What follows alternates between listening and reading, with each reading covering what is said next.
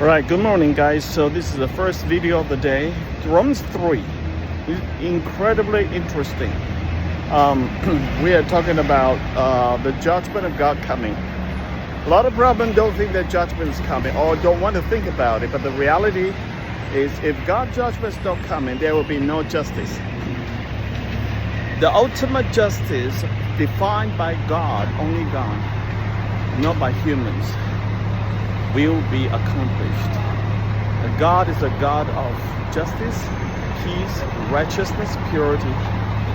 He punishes the evildoers and he rewards those who trust in him and do good. Remember that, trust in him, because righteousness does not come from you doing good. Righteousness comes from faith in Christ. There's a huge point. It's Romans 1, which I may need to go back to talk about that. So it says, Romans 3, what advantage is there in being a Jew, or what value is there in circumcision? Much in every way. First of all, the Jews have been entrusted with the very words of God.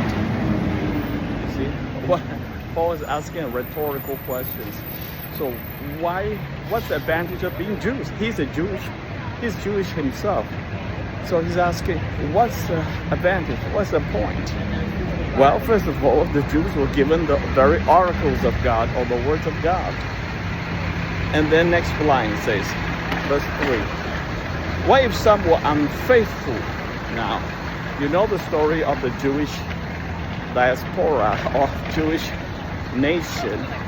Throughout the Old Testament, they were littered with unfaithfulness more than anything else. It's incredible. And it's like us today. So do not even begin with that.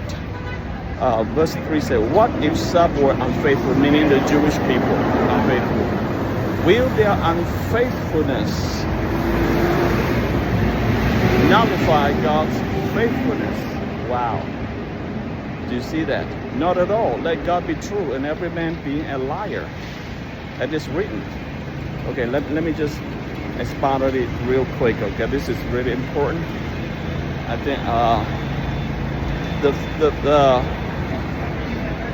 this is so important that in the NIV Study Bible says God's faithfulness. While Jews and Gentiles are on the same footing with respect to God's ultimate judgment, Jews continue to enjoy the advantage of possessing